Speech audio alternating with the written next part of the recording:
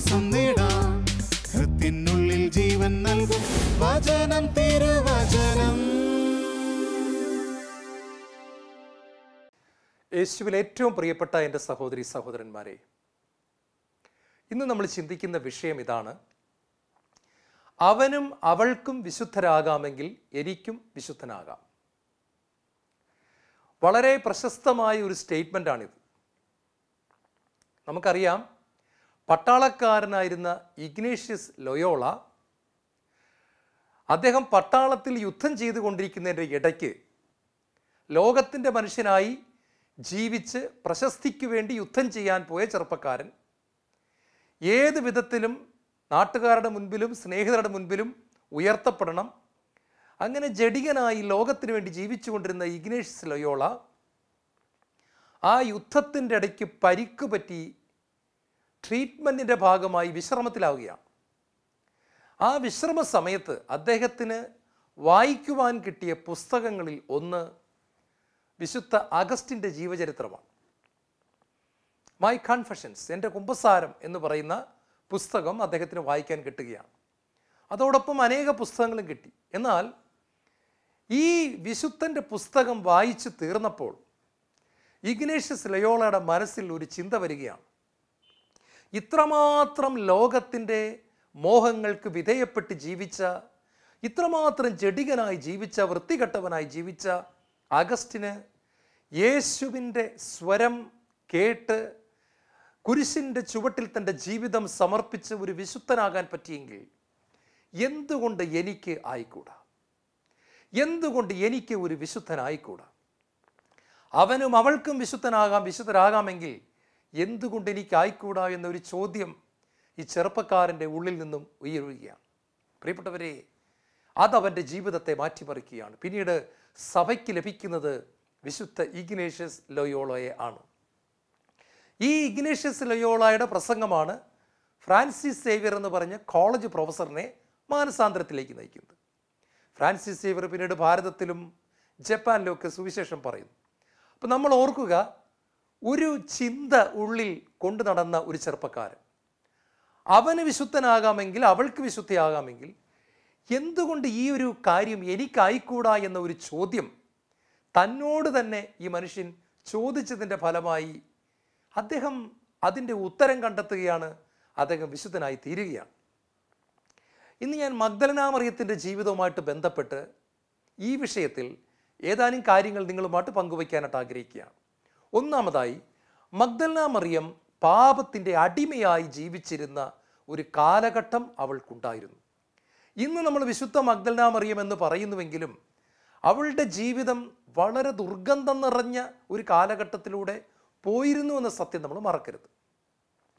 അത് നമുക്ക് ഒത്തിരി പ്രത്യാശ തരുന്നുണ്ട്, സന്തോഷം തരുന്നുണ്ട്. കാരണം എനിക്കും നിങ്ങൾക്കും അവളെപ്പോലെ യേശുവിൻ്റെ പ്രിയപ്പെട്ട മകനും മകളുമാകാനുള്ള സാധ്യതയുണ്ട്. ഒരു വിശുദ്ധനാകാനും വിശുദ്ധയാകാനുമുള്ള സാധ്യത നമുക്കുമുണ്ട്. മഗ്ദലന മറിയത്തിൻ്റെ ജീവിതത്തിൻ്റെ ഒരു നല്ല കാലഘട്ടം തന്നെ, യേശുവിനെ അറിയുന്നതിന് മുൻപുള്ള കാലഘട്ടം കൊടിയ പാപത്തിലായിരുന്നു. ഈ കാലഘട്ടം നമുക്കും ഉണ്ടായിരിക്കാം. വ്യത്യസ്തമായ പാപങ്ങളാണെന്ന് മാത്രം. ഒരാൾ ചെയ്യുന്ന പാപമല്ല വേറൊരാൾ ചെയ്യുന്നത്. പക്ഷേ പാപത്തിൻ്റെ അടിമത്തത്തിന് കീഴിലായിരുന്നു നമ്മൾ. അല്ലെങ്കിൽ ഇന്ന് വചനം തിരുവചനം കേട്ടുകൊണ്ടിരിക്കുമ്പോൾ പാപത്തിൻ്റെ അടിമത്തത്തിലായിരിക്കാം. എങ്ങനെയാണെങ്കിലും ഇതൊരു സന്തോഷത്തിൻ്റെ സുവിശേഷമാണ്. ഇതാ ദൈവത്തിൻ്റെ വചനം എഫേസ്യർക്കെഴുതിയ എഴുതിയ ലേഖനം 2-ാം അധ്യായം അതിൻ്റെ 1 മുതലുള്ള തിരുവചനങ്ങൾ പറയുന്നു: പാപങ്ങളും അപരാധങ്ങളും മൂലം ഒരിക്കൽ നിങ്ങൾ മൃതരായിരുന്നു. അന്ന് ഈ ലോകത്തിൻ്റെ ഗതി പിന്തുടർന്നും അനുസരണക്കേടിൻ്റെ മക്കളിൽ പ്രവർത്തിക്കുന്ന അരൂപിയായ അന്തരീക്ഷ ശക്തികളുടെ അധീശനെ അനുസരിച്ചുമാണ് നിങ്ങൾ ജീവിച്ചിരുന്നത്. ഈ അനുസരണക്കേടിൻ്റെ മക്കളോടൊപ്പം ഒരു കാലത്ത് നമ്മളും ശരീരത്തിൻ്റെയും മനസ്സിൻ്റെയും അഭിലാഷങ്ങൾക്കനുസരിച്ച് ജീവിച്ചു. നമ്മളും സ്വഭാവേന ക്രോധത്തിൻ്റെ മക്കൾ ആയിരുന്നു. ഈശോയിൽ ഏറ്റവും പ്രിയപ്പെട്ടവരെ, എഫേസ്യർക്കെഴുതിയ ലേഖനത്തിലെ 2-ാമത്തെ അധ്യായം 1 മുതലുള്ള വാക്യങ്ങളാണ് നമ്മളിപ്പോൾ കേട്ടത്. ഒരു മനുഷ്യൻ പാപിയായി ജീവിച്ചിരുന്ന കാലഘട്ടത്തെക്കുറിച്ച്, പാപിയായി കഴിയുന്ന കാലഘട്ടത്തെക്കുറിച്ച് ദൈവത്തിൻ്റെ പരിശുദ്ധാത്മാവ് പറഞ്ഞിരിക്കുന്നത് ഇതാണ്: അന്ധകാരത്തിൻ്റെ കാലഘട്ടമാണിത്, ജഡമോഹത്തിൽ മുങ്ങിക്കഴിയുന്ന കാലഘട്ടമാണിത്, ദൈവത്തെ അറിയാത്ത കാലഘട്ടമാണിത്. മാത്രമല്ല ആ വ്യക്തിയുടെ കർത്താവ് അല്ലെങ്കിൽ ഭരണം നടത്തുന്നവൻ എന്ന് പറയുന്നത് അന്തരീക്ഷ ശക്തികളുടെ അധിപനായ പിശാചാണ്. അരൂപി, അന്ധകാരത്തിൻ്റെ അരൂപി ആ വ്യക്തികളിൽ കർത്തൃത്വം നടത്തുന്നു, ഭരണം നടത്തുന്നു. പ്രിയപ്പെട്ടവരെ, അങ്ങനത്തെ ഒരു കാലഘട്ടം എല്ലാ മനുഷ്യരുടെ ജീവിതത്തിലുണ്ട്. അതിനെപ്പറ്റിയാണ് യേശു പറഞ്ഞത്, പാപം ചെയ്യുന്നവൻ പാപത്തിൻ്റെ അടിമയാണ്. പാപം ചെയ്യുന്നവൻ പാപത്തിൻ്റെ അടിമയാണ്. അതിനെപ്പറ്റി പത്രോസ്ലീഹ പറയുന്നത് ഇങ്ങനെയാണ്, ഏതിനാൽ ഒരുവൻ തോൽപ്പിക്കപ്പെടുന്നു അതിൻ്റെ അടിമയാണ് അവൻ. ഇത് നമ്മുടെ എല്ലാവരുടെയും ജീവിതത്തിൽ നമുക്ക് കാണാനായിട്ട് സാധിക്കും. രൂപാന്തരപ്പെട്ട അനേകരുടെ ജീവിതത്തിൽ വലിയ വലിയ സാക്ഷ്യങ്ങൾ നമ്മൾ കേൾക്കുന്ന കൂട്ടത്തിൽ ഒരു കാലത്ത് കൊടിയ പാപത്തിലായിരുന്ന പലരെയും പറ്റി നമുക്ക് കേൾക്കാനായിട്ട് സാധിക്കുന്നു. ഇന്നവർ തേജസ്സോടെ അവർ വെട്ടിത്തിളങ്ങുകയാണ്. നമ്മൾ ഭയപ്പെടരുത്. രണ്ടാമതായിട്ട്, സുവിശേഷം അവളെ രൂപാന്തരപ്പെടുത്തുന്ന ഒരു കാലഘട്ടം. അവൾ സുവിശേഷം കേട്ടു എന്നുള്ളതാണ് സത്യം. എവിടെയോ കർത്താവായ യേശു ക്രിസ്തു പ്രസംഗിച്ചു കൊണ്ടിരിക്കുമ്പോൾ ആയിരങ്ങൾ പതിനായിരങ്ങൾ തടിച്ചുകൂടിയ ആ വലിയ ജനക്കൂട്ടത്തിൻ്റെ ഇടയ്ക്ക് ആരോരും അറിയാതെ മഗ്ദലന മറിയം ചെന്നിരുന്നു. സുവിശേഷം കേട്ടു, യേശുവിൻ്റെ വചനം കേട്ടു. റോമാക്കാർക്ക് എഴുതിയ ലേഖനം 1-ാം അധ്യായം അതിൻ്റെ 16-ാമത്തെ വചനം പറയുന്നു, The gospel of Jesus Christ is the power of God unto salvation. കർത്താവിൻ്റെ സുവിശേഷം, ഞാൻ സുവിശേഷത്തെപ്പറ്റി ലജ്ജിക്കുന്നില്ല. I am not ashamed of the gospel of Jesus Christ. യേശുവിൻ്റെ സുവിശേഷത്തെപ്പറ്റി ഞാൻ ലജ്ജിക്കുന്നില്ല. കാരണം അത് രക്ഷയിലേക്ക് നയിക്കുന്ന ദൈവശക്തിയാണ്. പാപിയായ മനുഷ്യനെ പാപത്തിൻ്റെ കെട്ടുകൾ പൊട്ടിച്ച് രക്ഷയിലേക്ക് നയിക്കുന്ന ദൈവശക്തി സുവിശേഷ പ്രഘോഷത്തിൻ്റെ അകത്തുണ്ട്. യേശുവിൻ്റെ സുവിശേഷം പരിശുദ്ധാത്മ അഭിഷേകത്തോടെ പുറത്തേക്ക് വരുമ്പോൾ അത് പാപിയെ തൊടുന്നു, അവൻ്റെ കെട്ടുകളെ പൊട്ടിക്കുന്നു, അവൻ്റെ പാപത്തിൻ്റെ ട്യൂമറുകളെ അരിഞ്ഞു വീഴ്ത്തുന്നു, അവൻ്റെ അന്ധകാരത്തിൻ്റെ അകത്തേക്ക് പ്രകാശമായി കടന്നു ചെല്ലുന്നു, അവന് ജീവൻ കൊടുക്കുന്നു. അന്ധകാരത്തിൽ കഴിഞ്ഞിരുന്ന ജനം ഒരു പ്രകാശം കണ്ടു. കൂരിരുട്ടിൻ്റെ ദേശത്ത് വസിച്ചിരുന്നവരുടെ മേൽ ഒരു ദീപ്തി ഉദയം ചെയ്തു. യേശുവിൻ്റെ സുവിശേഷം എന്താണ് ചെയ്യുന്നെന്ന് മനസ്സിലാക്കി തരുന്ന ദൈവവചന ഭാഗമാണിത്. പ്രിയപ്പെട്ടവരെ, അന്ധകാരത്തിൽ കഴിഞ്ഞിരുന്ന ജനം ഒരു പ്രകാശം കണ്ടു. അതേ അന്ധകാരത്തിൽ കഴിഞ്ഞിരുന്ന മഗ്ദലന മറിയം സുവിശേഷം കേട്ടു. നിങ്ങൾ ഇന്ന് ടെലിവിഷൻ്റെ മുമ്പിലിരിക്കുമ്പോൾ, ശാലോം ടെലിവിഷൻ്റെ മുമ്പിലിരിക്കുമ്പോൾ നിങ്ങൾ സുവിശേഷം ഇപ്പോൾ കേട്ടുകൊണ്ടിരിക്കുകയാണ്. മഗ്ദലന മറിയത്തെ രൂപാന്തരപ്പെടുത്തിയ അതേ വചനങ്ങൾ, ഭാവിയായ അഗസ്റ്റിനെ മാനസാന്തരപ്പെടുത്തിയ അതേ വചനങ്ങൾ നമ്മളിതാ ശാലോം TV-യിലൂടെ കേട്ടുകൊണ്ടിരിക്കുകയാണ്. അതുകൊണ്ട് ഈ കേട്ടുകൊണ്ടിരിക്കുന്ന വചനത്തിന് എന്നെയും നിങ്ങളെ രൂപാന്തരപ്പെടുത്താനുള്ള കഴിവുണ്ട്. അന്ധകാരത്തെ മാറ്റി പ്രകാശം കൊണ്ടുവരുവാൻ കഴിവുണ്ട്. മരണത്തെ മാറ്റി ജീവൻ കൊണ്ടുതരാൻ കഴിവുണ്ട്. പ്രിയപ്പെട്ടവരെ, ഒരു കാര്യം ഞാൻ നിങ്ങളോട് പറയാൻ ആഗ്രഹിക്കുകയാണ്. സുവിശേഷം എന്ന് പറയുന്നത് മതം മാറ്റുന്ന പരിപാടിയല്ല, പകരം മരണത്തെ മാറ്റുന്നതാണ്. സുവിശേഷം എന്ന് പറയുന്നത്, സുവിശേഷം മതം മാറ്റുന്നതല്ല, മരണത്തെ മാറ്റുന്നതാണ്. ഒരു മനുഷ്യൻ്റെ മരണത്തെ മാറ്റി ജീവൻ കൊണ്ടുവരുന്നതാണ് സുവിശേഷം. ഞാൻ വന്നിരിക്കുന്നത് നിങ്ങൾക്ക് ജീവൻ ഉണ്ടാകാനും അത് സമൃദ്ധമായി ഉണ്ടാകുവാനുമാണ് എന്ന് യോഹന്നാന്റെ സുവിശേഷം 10-ാം അധ്യായത്തിൻ്റെ 10-ാമത്തെ വാക്യത്തിൽ നമ്മൾ കാണുന്നുണ്ട്. വീണ്ടും യോഹന്നാന്റെ സുവിശേഷം 6-ാം അധ്യായത്തിൽ കർത്താവ് പറയുന്നുണ്ട്, ഞാൻ നിങ്ങളോട് പറഞ്ഞ വാക്കുകൾ ആത്മാവും ജീവനുമാണ്. Spirit and life. കർത്താവിൻ്റെ വചനത്തിൽ ആത്മാവുണ്ട്, ജീവനുണ്ട്. അതുകൊണ്ടത് മരണത്തെ മാറ്റിക്കളയുന്നു. സുവിശേഷ പ്രഘോഷണം മരണത്തെ മാറ്റി ഉത്ഥാനത്തിൻ്റെ ജീവൻ കൊണ്ടുവരുന്നതാണ്. എൻ്റെ മനസ്സിലേക്ക് ഓടി വരുന്നത് കഴിഞ്ഞ സൺഡേ ശാലോം പത്രത്തിൽ വന്ന ഒരു വാർത്തയാണ്. അതിൽ ലീ സ്ട്രോബൽ എന്ന് പറയുന്ന ഒരു മനുഷ്യനെ കുറിച്ചൊരു വാർത്തയുണ്ട്. വാർത്ത ഇപ്രകാരമാണ്, യുണൈറ്റഡ് പ്രസ് ഇൻ്റർനാഷണലിൻ്റെ വലിയൊരു അവാർഡ് വാങ്ങിച്ച പത്രക്കാരനാണ് ഈ ലീ സ്ട്രോബൽ എന്ന് പറയുന്ന മനുഷ്യൻ. അദ്ദേഹത്തിൻ്റെ പ്രത്യേകത, അദ്ദേഹം പ്രഗത്ഭനായ പത്രപ്രവർത്തകനാണെന്നത് മാത്രമല്ല, അറിയപ്പെടുന്ന നിരീശ്വരവാദിയാണ്. ദൈവമില്ല എന്ന് പ്രസംഗിക്കുന്ന മനുഷ്യൻ, ദൈവമില്ല എന്ന് തെളിയിച്ചുകൊണ്ട് കോൺഫറൻസുകൾ നടത്തുന്ന മനുഷ്യൻ, ലോകം മുഴുവൻ ചുറ്റി സഞ്ചരിച്ച് ദൈവമില്ല എന്ന് സയൻറ്റിഫിക്കായിട്ട് പഠിപ്പിച്ചുകൊണ്ടിരുന്ന മനുഷ്യൻ. അദ്ദേഹം വിവാഹം കഴിക്കാൻ തീരുമാനിച്ചത് ലെസ്ലി എന്നു പേരുള്ള ഒരു പെൺകുട്ടിയാണ്. ഈ പെൺകുട്ടിയിലേക്ക് മനുഷ്യൻ ആകർഷിക്കപ്പെട്ടതിൻ്റെ കാരണം അവളും നിരീശ്വരവാദിയായിരുന്നു. അവളും ദൈവമില്ല എന്ന് വിശ്വസിച്ചിരുന്ന പെൺകുട്ടിയാണ്. അതുകൊണ്ട് തന്നെ ഇദ്ദേഹത്തിന് അവളെ ഒത്തിരി ഇഷ്ടമായി. അതുകൊണ്ട് ലെസ്ലിയെ ഈ ലീ സ്ട്രോബൽ വിവാഹം കഴിക്കുന്നു. വളരെ സന്തോഷത്തോടെ അവരുടെ കുടുംബജീവിതം മുന്നോട്ട് പോകുന്നു. എന്നാൽ കുറച്ച് വർഷങ്ങൾക്ക് മുമ്പ് സുവിശേഷത്താൽ പിടിക്കപ്പെട്ടവളായി തീർന്ന ലെസ്ലി തൻ്റെ ജീവിതം യേശു ക്രിസ്തുവിൻ്റെ കുരിശിൻ്റെ ചുവട്ടിൽ സമർപ്പിക്കുന്നു. ഹൃദയം തുറന്നു കൊടുത്തുകൊണ്ട് യേശു ക്രിസ്തുവിനെ കർത്താവിൻ്റെ രക്ഷിതാവുമായിട്ട് അവൾ സ്വീകരിക്കുകയാണ്. ലെസ്ലി യേശു ക്രിസ്തുവിൻ്റെ പൈതലായി തീർന്നുവെന്ന വാർത്ത ലീ സ്ട്രോബൽ ഒരു ഞെട്ടലോടെയാണ് കേട്ടത്. കാരണം മറ്റൊന്നുമല്ല, ലോകം മുഴുവൻ ഓടി നടന്ന് സുവിശേഷത്തിനെതിരായിട്ട് യേശു ഇല്ല, ദൈവമില്ല എന്നൊക്കെ പ്രസംഗിക്കുന്ന തൻ്റെ ഭാര്യ തന്നെ യേശുവിനെ ഹൃദയത്തിൽ സ്വീകരിച്ചിരിക്കുന്നു. അവൾക്ക് ദൈവമില്ലാത്തത് കൊണ്ടാണ് താൻ അവളെ ഭാര്യയായിട്ട് സ്വീകരിച്ചത്. അതുകൊണ്ട് അവളെ ഉപേക്ഷിക്കാൻ തന്നെ അദ്ദേഹം തീരുമാനിക്കുകയാണ്. എന്നാലും ഭാര്യയോടുള്ള സ്നേഹം ഒരു വശത്ത് പിടിമുറുക്കുന്നു, തൻ്റെ വിശ്വാസം മറ്റേ സൈഡിൽ പിടിച്ചു വലിക്കുന്നു. ഇതിൻ്റെ രണ്ടിൻ്റെയും ഇടയിൽ നിന്ന മനുഷ്യൻ ഭാര്യയെ ഉപേക്ഷിക്കാൻ മനസ്സ് വരുന്നില്ല. ഒടുവിൽ അയാൾ ഒരു തീരുമാനമെടുത്തു. ഭാര്യയുടെ വിശ്വാസം തെറ്റാണെന്ന് 100% തെളിയിച്ച് അവളുടെ മുമ്പിൽ കൊണ്ടുവന്ന് അതിൻ്റെ ഡോക്യുമെൻറ്റ്സ് ഇട്ടുകൊടുക്കുക, തൻ്റെ പഠനം അവൾക്ക് കൊടുക്കുക. അങ്ങനെ ആ മനുഷ്യൻ യേശു ജീവിച്ചിരുന്നില്ല എന്ന് തെളിയിക്കുന്നതിന് വേണ്ടി ഇസ്രായേൽ എന്ന് പറയുന്ന രാജ്യത്തേക്ക് കടന്നു ചെല്ലുകയാണ്. അദ്ദേഹത്തിൻ്റെ പഠനം ആരംഭിച്ചു. ഉച്ചി മുതൽ ഉള്ളംകാൽ വരെ നീളുന്ന ഒരു പഠനം, അടി മുതൽ മുടി വരെ തകർത്ത് പഠിക്കുന്ന ഒരു പഠനം, അരിച്ചു പെറുക്കുകയാണ്. യേശു ജീവിച്ചിരുന്നില്ല. പഠനം ആരംഭിച്ചു. പ്രിയപ്പെട്ടവരെ, പുസ്തകം എഴുതാനായിട്ടുള്ള എല്ലാ തീരുമാനവും എടുത്തു. പക്ഷേ ഒരു 4-5 വർഷം പഠിച്ചു കഴിഞ്ഞപ്പോൾ അദ്ദേഹത്തിനൊരു കാര്യം മനസ്സിലായി. താൻ ആരാണോ ഇല്ല എന്ന് തെളിയിക്കാൻ ആഗ്രഹിച്ചിരുന്നത്, യേശു ജീവിച്ചിരുന്നില്ല എന്ന് തെളിയിക്കാൻ താൻ ആഗ്രഹിക്കുന്നു.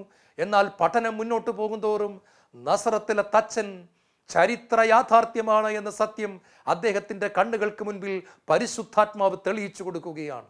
ചരിത്രത്തിലേക്ക് ഇറങ്ങി വന്നവൻ, പീലാത്തോസിൻ്റെ കാലഘട്ടത്തിലേക്ക് ഇറങ്ങി വന്നവൻ, ഹെറോദസിൻ്റെ കാലഘട്ടത്തിൽ വന്നവൻ, ചരിത്രത്തെ AD എന്നും BC എന്നും രണ്ടായി തിരിച്ചവൻ, ചരിത്രത്തിൻ്റെ നടുമുറ്റത്തേക്ക് കാലെടുത്തു വെച്ച സത്യദൈവം, വചനം മാംസമായി നമ്മുടെ ഇടയിൽ വസിച്ചു, അവൻ്റെ മഹത്വം ഞങ്ങൾ ദർശിച്ചു. പ്രിയപ്പെട്ടവരെ, അന്നത്തെ ചരിത്രം പഠിച്ച ലീ സ്ട്രോബലിന് തെറ്റിയില്ല. കാരണം ജോസഫ് ഫ്ലേവിയൂസിനെ പോലുള്ള ആ കാലഘട്ടത്തിലെ ചരിത്രം എഴുതിയ ചരിത്രകാരന്മാർ ഇപ്രകാരം എഴുതി വെച്ചു: ഇതാ ജനങ്ങളെ ഇളക്കി മറിച്ചുകൊണ്ട് അത്ഭുതം പ്രവർത്തിക്കുന്ന ഒരു തച്ചൻ ഇതിലൂടെ സഞ്ചരിക്കുന്നു, അവൻ്റെ പേര് യേശു എന്നാണ്. ആളുകളെല്ലാം അവൻ്റെ പിന്നാലെ പായുന്നു. അന്ധന് കാഴ്ച കൊടുക്കുന്നു, ചെകിടന് കേൾവി കൊടുക്കുന്നു, മരിച്ചവർ ഉയർപ്പിക്കപ്പെടുന്നു, അപ്പം വർദ്ധിപ്പിക്കുന്നു, അവൻ ഒരുപാട് അത്ഭുതങ്ങൾ ചെയ്യുന്നു. ചിലർ പറയുന്നു അവൻ ദൈവപുത്രനാണ്. അന്ന് ചരിത്രം എഴുതിയ ചരിത്രകാരന്മാർ എഴുതി വച്ചു, യേശു എന്ന് പറയുന്ന ഒരു വ്യക്തിയെക്കുറിച്ച് ഞങ്ങൾ ഞങ്ങളുടെ കാലഘട്ടത്തിൽ കാണുന്നു, കേൾക്കുന്നു, ഇതാ പലതും അറിയുന്നു. പഠനം മുന്നോട്ട് പോയ ഈ മനുഷ്യൻ ലീ സ്ട്രോബൽ തൻ്റെ ഹൃദയം യേശു ക്രിസ്തുവിന് തുറന്നു കൊടുക്കുകയാണ്. അദ്ദേഹം പറഞ്ഞു, കർത്താവേ, നീ എൻ്റെ ഹൃദയത്തിലേക്ക് വരണമേ, നീ എൻ്റെ ദൈവമായി കടന്നു വരണമേ. പ്രിയപ്പെട്ടവരെ, യേശു കടന്നു വന്നു, കഴിഞ്ഞകാല ജീവിതത്തിൻ്റെ പാപങ്ങൾ കഴുകി. ലീ സ്ട്രോബൽ ദൈവ പൈതലായി. അനേക വർഷങ്ങൾ യേശു ജീവിച്ചിരുന്നില്ല എന്നും ദൈവമില്ല എന്നും ലോകം മുഴുവൻ നടന്ന് കോൺഫറൻസുകളിൽ പ്രസംഗിച്ച ലീ സ്ട്രോബൽ പ്രായശ്ചിത്തം ചെയ്യാൻ തീരുമാനിച്ചു. അദ്ദേഹവും ഭാര്യയും കൂടി യാത്ര ആരംഭിക്കുകയാണ്. എവിടെയെല്ലാം വേദി കിട്ടുന്നു അവിടെയെല്ലാം ചെന്ന് യേശു ക്രിസ്തു ജീവിച്ചിരുന്ന ചരിത്ര പുരുഷനാണ് എന്ന് തെളിയിച്ചുകൊണ്ട്, യേശു കർത്താവാണെന്ന് തെളിയിച്ചുകൊണ്ട് പരിശുദ്ധാത്മാഭിഷേകത്തോടെ അദ്ദേഹവും ഭാര്യയും ലോകം മുഴുവൻ ഓടി നടക്കുകയാണ്. മഗ്ദലന മറിയത്തെ രൂപാന്തരപ്പെടുത്തിയ സുവിശേഷം, there is power in the gospel of Jesus Christ, there is mighty power in the word of God. ദൈവവചനത്തിന് ശക്തിയുണ്ട്. രൂപാന്തരപ്പെടുത്തുന്ന, മരണത്തെ മാറ്റി സ്വർഗത്തിൻ്റെ പ്രകാശം കൊണ്ടുവരുന്ന, ജീവൻ കൊണ്ടുവരുന്ന, എല്ലാത്തിനും അർത്ഥം കൊണ്ടുവരുന്ന, മൂല്യങ്ങളെ കൊണ്ടുവരുന്ന യേശുവിൻ്റെ സുവിശേഷം. അതാണ് പ്രിയപ്പെട്ടവരെ മഗ്ദല മറിയത്തെ മാറ്റിയത്. ഞാൻ ഓർക്കുന്നു, ബഹുമാനപ്പെട്ട മാത്യു നായ്ക്കമ്പറമ്പലച്ചനും പനക്കലച്ചനും ഒരു കൊടുങ്കാറ്റ് പോലെ ആഞ്ഞു വീശിയ 1990-കൾ പോട്ട ഡിവൈൻ ധ്യാന കേന്ദ്രത്തിലേക്ക് ജനങ്ങൾ ഒഴുകുകയാണ്. 10,000 ധ്യാനിക്കുന്നു. 7 ഭാഷകളിൽ ലോകത്തിൻ്റെ എല്ലാ ഭാഗത്തുനിന്നും ജനം ധ്യാനിക്കുന്നു. 365 ദിവസവും ധ്യാനം. ദൈവവചനം വാളുപോലെ വാഞ്ഞു വരുന്നു. പരിശുദ്ധാത്മാവ് കൊടുങ്കാറ്റ് പോലെ വാഞ്ഞടിക്കുന്നു. കൊടിയ പാപികൾ മദ്യപാനം ഉപേക്ഷിക്കുന്നു, വെറിക്കൂത്ത് ഉപേക്ഷിക്കുന്നു, വ്യഭിചാരം അവസാനിപ്പിക്കുന്നു, ബാറുകൾ പൂട്ടിക്കെട്ടുന്നു, മദ്യക്കച്ചവടം അവസാനിപ്പിക്കുന്നു, വേശ്യാലയങ്ങൾ പൂട്ടുന്നു. പ്രിയപ്പെട്ടവരെ, ചെറുപ്പക്കാർ പോണോഗ്രാഫി കാണുന്നത് അവസാനിപ്പിക്കുന്നു. ദാമ്പത്യത്തിൽ അവിശ്വസത പുലർത്തിയിരുന്നവർ ജീവിതം യേശുവിന് കൊടുത്ത് കുടുംബം നന്നായിട്ട് പണിയുന്നു. യുവജനങ്ങൾ ധ്യാനം കൂടി അഭിഷേകം പ്രാപിക്കുന്നു. കുഞ്ഞുങ്ങളുടെ ക്രിസ്ത്യൻ ധ്യാനങ്ങൾ ഉണ്ടാകുന്നു. എല്ലായിടത്തും ദൈവവചനം കൊടുങ്കാറ്റുപോലെ ആഞ്ഞടിക്കുകയാണ്. അതാ ഒരു ഉണർവിൻ്റെ കാലഘട്ടം. ഇന്ന് ദൈവം നമ്മളെ വിളിക്കുകയാണ്. അവിടുത്തെ വചനം, ദൈവവചനം, അഭിഷേകത്തിൻ്റെ വചനം, രൂപാന്തരപ്പെടുത്തുന്ന വചനം, കുടുംബാബിയെ സ്വർഗത്തിൻ്റെ മകനും മകളുമാക്കുന്ന വചനം, ഭൗമികനെ സ്വർഗീയനാക്കുന്ന വചനം, ജഡികനെ ആത്മീയനാക്കുന്ന ദൈവത്തിൻ്റെ വചനം ഇന്ന് കേൾക്കുവാൻ നമ്മൾ ശാലോം ടിവിയുടെ മുൻപിലിരിക്കുമ്പോൾ അതേ അഭിഷേകം കടന്നു വന്ന് നിങ്ങളെ തൊടുകയാണ് പ്രിയപ്പെട്ടവരെ. ആ വാള് കടന്നു വന്ന് കെട്ടുകളെ പൊട്ടിക്കുകയാണ്. അഗ്നി കടന്നു വന്ന് സകലതും ചാരമാക്കുകയാണ്. എൻ്റെ വചനം നിന്റെ നാവിൽ ഞാൻ അഗ്നിയാക്കും, അവരെ ഞാൻ വിറകാക്കും. എൻ്റെ വചനം നിന്റെ നാവിൽ ഞാൻ അഗ്നിയാക്കും, അവരെ ഞാൻ വിറകാക്കും. അതേ പ്രിയപ്പെട്ടവരെ, നമ്മൾ ദൈവവചനത്തിൻ്റെ മുമ്പിൽ വിറകുപോലെ ഇരിക്കുമ്പോൾ നമ്മൾ കത്തും. സ്വർഗത്തിൻ്റെ തീ നമ്മുടെ പുറത്ത് കടന്നു വരും. മൂന്നാമതായി എന്താണ് മഗ്ദലാമറിയത്ത് സംഭവിച്ചത്? യേശു ക്രിസ്തു നൽകുന്ന വിടുതൽ അവൾ അനുഭവിച്ചു എന്നുള്ളതാണ്. മർക്കോസിന്റെ സുവിശേഷം 16-ാം അധ്യായത്തിൽ നമ്മൾ ഇപ്രകാരം വായിക്കുന്നു. മഗ്ദലാമറിയത്തിൽ നിന്നാണ് യേശു ക്രിസ്തു 7 പിശാചുക്കളെ പുറത്താക്കിയത്. ഞാൻ ഓർക്കാറുണ്ട്, ലോകത്തിലെ മതങ്ങളെല്ലാം നല്ല കാര്യങ്ങൾ പറയുന്നുണ്ടെങ്കിലും യേശു ക്രിസ്തുവിൽ കാണുന്ന ഒരു വ്യത്യാസം ഇതാണ്. യേശു മരിച്ച് മണ്ണടിഞ്ഞു പോയ ഒരു മതസ്ഥാപകനല്ല. പകരം യേശു ശരിക്കും മതസ്ഥാപിക്കാൻ വന്നവനല്ല, ദൈവരാജ്യം സ്ഥാപിക്കാൻ വന്നവനാണ്. മാത്രമല്ല, ലോകത്തിൻ്റെ അവസാനം വരെ ഞാൻ നിങ്ങളോടുകൂടി കാണുമെന്ന് പറഞ്ഞ ഏക ആത്മീയ നേതാവ് യേശു മാത്രമാണ്. വേറെ ഒരു ആത്മീയ നേതാവിനും ഞാൻ ലോകത്തിൻ്റെ അവസാനം വരെ നിങ്ങളോടുകൂടെ കാണാം എന്ന് പറയാനുള്ള ധൈര്യമുണ്ടായിരുന്നില്ല. കാരണം അവരെല്ലാം മരിച്ചുപോയി, മണ്ണടിഞ്ഞു പോയി. എന്നാൽ യേശു മരണത്തെ ജയിച്ച് എഴുന്നേറ്റവനാണ്. യോഹന്നാന്റെ സുവിശേഷത്തിൽ ദേവാലയത്തിൽ ചാട്ടയെടുത്ത് അന്ന് അവിടെ ക്രയവിക്രമം നടത്തിക്കൊണ്ടിരുന്നവരെ പുറത്താക്കുമ്പോൾ യഹൂദ പുരോഹിതന്മാർ ചോദിക്കുന്നുണ്ട്, ഇത് ചെയ്യാൻ എന്തധികാരമാണ് നിനക്കുള്ളതെന്ന് നീ പറ. യേശു കൊടുത്ത മറുപടി ഇതാണ്, നിങ്ങൾ ഈ ആലയം നശിപ്പിക്കൂ, 3 ദിവസം കൊണ്ട് ഞാനിത് പണിയും. അവർ ചോദിച്ചു, 40 സംവത്സരം കൊണ്ട് പണിത ഈ ആലയത്തെ നീ 3 ദിവസം കൊണ്ട് പണിയുമോ? എന്നാൽ യേശു പറഞ്ഞത് ജെറുസലേം ദേവാലയത്തെ പറ്റിയല്ല, തൻ്റെ ശരീരമാകുന്ന ആലയത്തെ പറ്റിയാണ് എന്ന് വചനത്തിൽ എഴുതി വച്ചിരിക്കുന്നു. നിങ്ങൾ എന്നെ കൊല്ലൂ, നിങ്ങൾ എന്നെ കുരിശിൽ തറയ്ക്കൂ, ഈ ആലയം നിങ്ങൾ തകർത്തു നോക്കൂ, 3 ദിവസം കൊണ്ട് ഞാനതിനെ പുനരുദ്ധരിക്കുമെന്ന് കർത്താവ് പറയുകയാണ്. 3 ദിവസം കൊണ്ട് ഞാനതിനെ പണിയും, 3 ദിവസം കൊണ്ട് ഞാനതിനെ കെട്ടിപ്പൊക്കും. ഈശോയിൽ ഏറ്റവും പ്രിയപ്പെട്ട മക്കളെ, കർത്താവ് ഇന്നും ജീവിക്കുന്നതിനാൽ അവിടത്തേക്ക് നമ്മുടെ കെട്ട് പൊട്ടിച്ച് നമ്മളെ വിടുവിക്കുവാനായിട്ട് സാധിക്കും. ഇതാ മഗ്ദലാമറിയത്തിൽ നിന്നും 7 പിശാചുക്കളെ യേശു പുറത്താക്കി എന്ന് വചനം പറയുന്നു. എന്താണ് ഇതിൻ്റെ അർത്ഥം? 7 എന്ന് പറയുന്നത് പൂർണ്ണതയെ കാണിക്കുന്നു. സകലവിധ പാപത്തിൻ്റെയും അടിമത്തമുണ്ടായിരുന്ന പിശാചുക്കൾ അകത്ത് കയറിയിരുന്ന അവളിൽ നിന്നും മുഴുവൻ പിശാചുക്കളെയും യേശു പുറത്താക്കി. 1 യോഹന്നാൻ 3-ാം അധ്യായം 8-ാം തിരുവചനം പറയുന്നു, പിശാചിന്റെ പ്രവൃത്തികളെ നശിപ്പിക്കുന്നതിന് വേണ്ടിയാണ് ദൈവപുത്രൻ പ്രത്യക്ഷനായത്. അതുകൊണ്ട് സുവിശേഷം പറയാൻ യേശു ശിഷ്യന്മാരയക്കുമ്പോൾ പറയുന്നുണ്ട്, നിങ്ങൾ സുവിശേഷം പറയുവിൻ, രോഗികളെ സുഖപ്പെടുത്തുവിൻ, പിശാചുക്കളെ പുറത്താക്കുവിൻ. പിശാചുക്കളെ പുറത്താക്കുന്നത് യേശുവിൻ്റെ ശുശ്രൂഷയുടെ ഒരു ഭാഗമാണ്. അതിനെ ആരും പരിഹസിക്കേണ്ട കാര്യമില്ല, അതിനെ ആരും കളിയാക്കേണ്ട കാര്യമില്ല, അതിനെപ്പറ്റി നെഗറ്റീവായിട്ട് കമൻറ്റുകൾ എഴുതേണ്ട കാര്യമില്ല. കാരണം യേശു വന്നത് പിശാചിൻ്റെ അടിമത്തത്തിൽ നിന്ന് മനുഷ്യരെ മോചിപ്പിക്കാൻ വേണ്ടിയിട്ടാണ്. മഗ്ദലാമറിയത്തിൽ വർഷങ്ങളായിട്ട് കുടികൊണ്ടിരുന്ന 7 പിശാചുക്കളെ, പിശാചിൻ്റെ പൂർണ്ണതയെ യേശു ക്രിസ്തു പുറത്താക്കി. പ്രിയപ്പെട്ട സഹോദരങ്ങളെ, യേശുവിൻ്റെ വചനവും യേശുവിൻ്റെ ആത്മാവും നമ്മളിലുള്ള പൈശാചിക ശക്തികളെ തകർത്ത് കളയാൻ പര്യാപ്തമായവയാണ്. ലഗിയോൻ ബാധിച്ചിരുന്ന 6000 പിശാചുക്കൾ ഉണ്ടായിരുന്ന അവരിൽ നിന്നും 6000 പിശാചുക്കളെയും പന്നിക്കൂട്ടത്തിലേക്ക് അയച്ച യേശു ഇന്ന് നമ്മിൽ ഏതെങ്കിലും പിശാച് ഉണ്ടെങ്കിൽ നമ്മൾ യേശുവെ എന്ന് വിളിക്കുമ്പോൾ, വചനം കേൾക്കുമ്പോൾ, അഭിഷേകമുള്ള ഒരു ശുശ്രൂഷയിൽ പങ്കെടുക്കുമ്പോൾ പിശാചുക്കൾ ഇറങ്ങി ഓടുകയാണ്. അതെ, മൂന്നാമതായി അവൾ യേശു കൊടുത്ത വിടുതൽ അനുഭവിച്ചു എന്നുള്ളതാണ് സത്യം. 4-മതായി അവൾ കുരിശിൻ്റെ ചുവട്ടിൽ നിന്നു. ഇതെനിക്ക് ഒരുപാട് എന്നെ ടച്ച് ചെയ്യാണ്. കാരണം ശിഷ്യത്വത്തിൻ്റെ പാതയിൽ ഞാനും നിങ്ങളും വീണു പോകുന്ന സ്ഥലമാണ് കുരിശ്. അനുഗ്രഹം കിട്ടിക്കൊണ്ടിരിക്കുമ്പോൾ ഹല്ലേലൂയ പറയാൻ എളുപ്പമാണ്. അനുഗ്രഹം കിട്ടിക്കൊണ്ടിരിക്കുമ്പോൾ തുള്ളിച്ചാടാൻ എളുപ്പമാണ്. അനുഗ്രഹം ലഭിച്ചുകൊണ്ടിരിക്കുമ്പോൾ ആരാധിക്കാൻ എളുപ്പമാണ്. അനുഗ്രഹം ലഭിക്കുമ്പോൾ എന്നും പള്ളിയിൽ പോകാൻ എളുപ്പമാണ്. നമ്മൾ ചോദിക്കുന്നതെല്ലാം ചോദിക്കുന്ന സമയത്ത് ചോദിക്കുന്നത് പോലെ കിട്ടിക്കൊണ്ടിരുന്നാൽ തുള്ളിച്ചാടാനും കൈയിട്ടടിക്കാനും കാലിട്ടടിക്കാനും ഹല്ലേലൂയ പറയാനും ഡാൻസ് കളിക്കാനും വളരെ എളുപ്പമാണ്. എന്നാൽ കുരിശ് കടന്നു വരുമ്പോൾ, വേദന കടന്നു വരുമ്പോൾ, നാം പ്രതീക്ഷിക്കാത്ത ദുഃഖങ്ങളും ദുരിതങ്ങളും ജീവിതത്തിലേക്ക് കടന്നു വരുമ്പോൾ, ജീവിത നൗക കൊടുങ്കാറ്റിൽപ്പെട്ട് ആടി ഉലയുമ്പോൾ, കണ്ണുനീരിൻ്റെ കാലഘട്ടം വരുമ്പോൾ, നാഥൻ്റെ കാൽപാദത്തിങ്ങളോട് ചേർന്ന് നിൽക്കാൻ, യേശുവിൻ്റെ നെഞ്ചോട് ചേർന്ന് നിൽക്കാൻ, അവൻ്റെ രക്തമൊഴുകുന്ന മുറിവുകളോട് ചേർന്ന് നിൽക്കാൻ സാധിക്കുന്നതാണ് യഥാർത്ഥ ശിഷ്യൻ. അവിടെയാണ് നമ്മൾ തോറ്റുപോകുന്നത് പ്രിയപ്പെട്ടവരെ. ഞാനും നിങ്ങളും തോറ്റുപോകുന്നത് അവിടെയാണ്. മഗ്ദല മറിയം അവിടെ ജയിച്ചു, ശിഷ്യന്മാരെല്ലാം തോറ്റുപോയി. യോഹന്നാൻ ഒഴികെ സകലരും തോറ്റുപോയിടത്ത് മഗ്ദല മറിയം പരിശുദ്ധമ്മയുടെ അടുത്ത് തന്നെ ഒരു പാറ പോലെ ഉറച്ചു നിൽക്കുകയാണ്. അവളുടെ ഹൃദയം എത്രമാത്രം ക്രൂശിനാൽ പിടിക്കപ്പെട്ടിരുന്നു. നാഥൻ്റെ ക്രൂശ് അവളെ സ്വാധീനിച്ചു. കുരിശാൽ അവൾ പിടിക്കപ്പെട്ടു. കുരിശ് അവളിൽ ആഴത്തിലിറങ്ങി. കുരിശ് അവളിൽ ഒരു പ്രവൃത്തി ചെയ്യാൻ അവൾ വിട്ടുകൊടുത്തു. കുരിശിൻ്റെ ചുവട്ടിൽ നിന്നപ്പോൾ അവൾ 100-ൽ 100 മാർക്കും മേടിക്കുകയാണ്.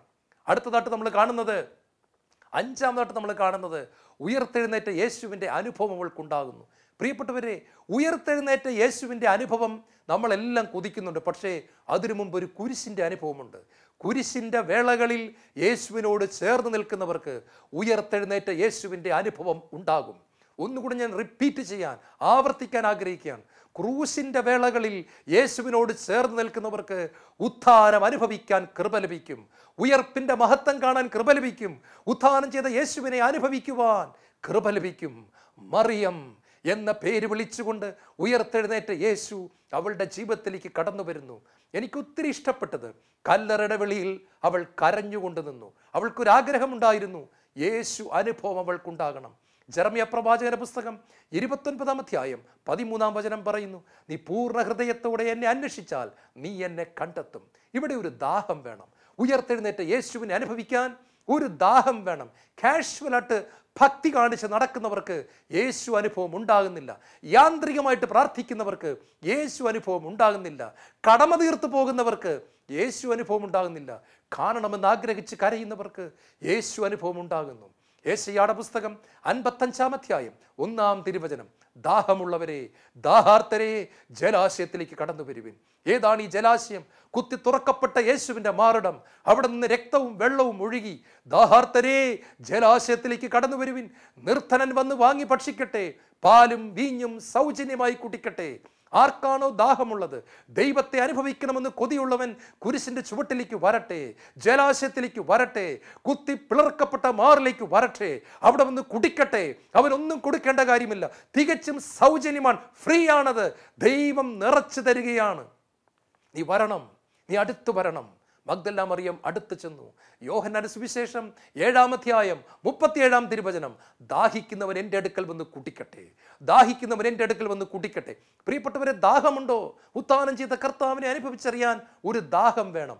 യേശു നിറയുന്നതോടുകൂടി വിശുദ്ധി താനേ വരികയാണ്. യേശു വരുന്നതോടുകൂടി ആത്മീയത താനേ വരികയാണ്. യേശു നിറയുന്നതോടുകൂടി സ്നേഹം ഒഴുകുകയാണ്. യേശു നിറയുന്നതോടുകൂടി എളിമപ്പെടാൻ കൃപ കിട്ടുകയാണ്. യേശു നിറയുന്നതോടുകൂടി പ്രാർത്ഥന വളരെ അനായാസം ഒഴുകുന്ന ഒരു പ്രവാഹമായി മാറുകയാണ്. നമുക്ക് വേണ്ടത് ഉയർത്തെഴുന്നേറ്റ യേശുവിൻ്റെ അനുഭവം. എല്ലാ ദിവസവും പ്രഭാത പ്രാർത്ഥനയിൽ ഉയർത്തെഴുന്നേറ്റ യേശു നമ്മെ തൊടണം, യേശു നമ്മെ തൊടണം. അതേ പ്രിയപ്പെട്ടവരെ, മഗ്ദല മറിയത്തിന് അനുഭവം ഉണ്ടായി. അവസാനമായി 6-ാമതായിട്ട് ഞാൻ പങ്കുവയ്ക്കുന്നത്, അവൾ പരിശുദ്ധാത്മാവിനാൽ നിറയപ്പെട്ടു. യേശു പറഞ്ഞു, എന്നിൽ വിശ്വസിക്കുന്നവൻ്റെ ഹൃദയത്തിൽ നിന്ന് വിശുദ്ധ ലിഖിതം പ്രസ്താവിക്കുന്നത് പോലെ ജീവജലത്തിൻ്റെ നദി ഒഴുകും. അപ്പോസ്തല പ്രവർത്തനം 2-ൽ നമ്മൾ കാണുന്നു, സ്വർഗം വിട്ടിറങ്ങി വന്ന പരിശുദ്ധ ത്രിത്വത്തിലെ 3-ാമൻ, പരിശുദ്ധ ത്രിത്വത്തിലെ 2-ാമൻ ഭൂമിയിൽ 33.5 വർഷം ജീവിച്ചു. അതിനുശേഷം ഉയർപ്പിന് ശേഷം 40 ദിവസം കൂടി ഉണ്ടായിരുന്നു. പിന്നീട് സ്വർഗാരോഹണം ചെയ്ത് ചെന്നപ്പോൾ 3-ാമൻ താഴേക്ക് ഇറങ്ങി വന്നു. പരിശുദ്ധ ത്രിത്വത്തിലെ 2-ാമൻ സ്വർഗത്തെത്തിയതിൻ്റെ അടയാളമാണ് 3-ാമൻ താഴേക്ക് ഇറങ്ങി വരുന്നത്. പരിശുദ്ധാത്മാവ് ഇറങ്ങി വരുന്നു.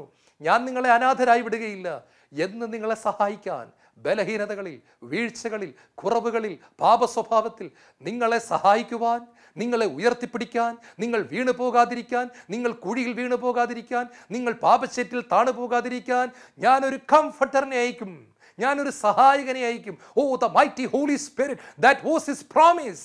അതവൻ്റെ വാഗ്ദാനമായിരുന്നു. ഞാൻ അയക്കുക തന്നെ ചെയ്യും. ആ വാഗ്ദാനം നിങ്ങൾ സ്വീകരിക്കുവിൻ. പരിശുദ്ധാത്മാവ് വന്നു കഴിയുമ്പോൾ നിങ്ങൾ ശക്തി പ്രാപിക്കും.